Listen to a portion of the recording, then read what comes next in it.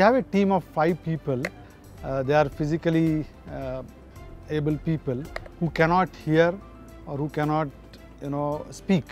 So we found or figured out, the kind of activity which they will receive inputs on a desktop. They will put that into a particular framework and then they will deliver it back. So, few of our leaders and colleagues learned their sign language so that they could interact with them, right? And they felt that they are part of the team. During our town halls, we made sure that there is a translator sitting next to them and they are told what exactly is happening in that town hall. And today I'm saying with pride that after 1 year, we have successfully put them into this retail planning team. The things are going fine. These colleagues are still working with us. They still feel that they are included into our whole team culture.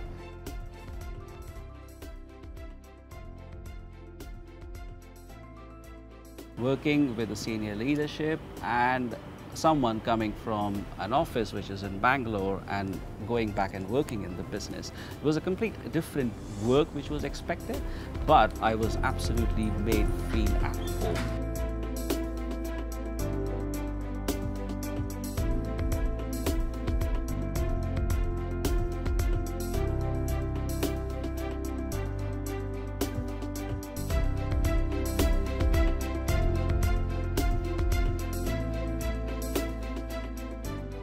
I was on a break for 2.5 years before starting a career here in Bangalore.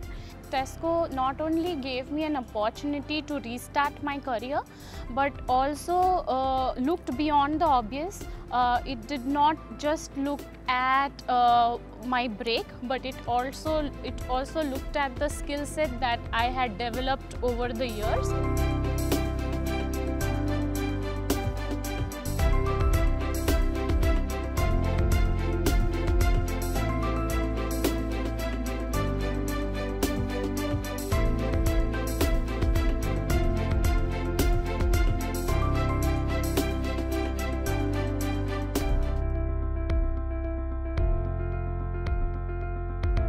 The reason we're here today is to talk about unconscious bias. So you can actually see if you are biased on the basis of region, skin color, age, gender, right? And a host of other factors.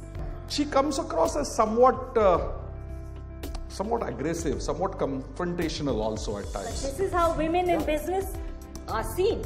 From ages, what can you do about it? I'm used to it now. I know that minutes of the meeting I'll be taking if I'm the only woman, or if it's a junior woman, she'll be taking it. And then some of these things, they'll obviously always think that it's your domestic responsibility, that's the reason. I discovered a little bit of bias towards different performers, and therefore I'm going to go back and apply to the team to work on my bias a little more with respect to moderate performers, and I'm sure that's going to benefit both me and my teams a lot. Why take a risk when you know somebody who has proven themselves? But I think you should gamble and you should tap, untapped talent at that way. And, and if you always do what you've always done, you will always get what you always got.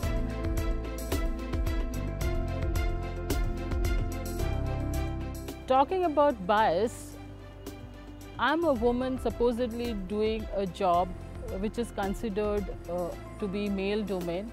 I never felt it in the last 6 years. So if I look back at my journey, there were points in my career where I was hesitant to express my feelings and opinions until I came across this great line manager who said his meetings were not complete without my opinions. There is this self-reflection about being aware of your own unconscious bias.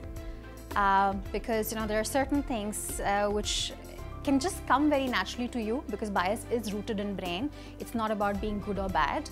So being aware of your unconscious bias, and the second important part which comes with it is being aware of the moments when you can get into that unconscious bias zone.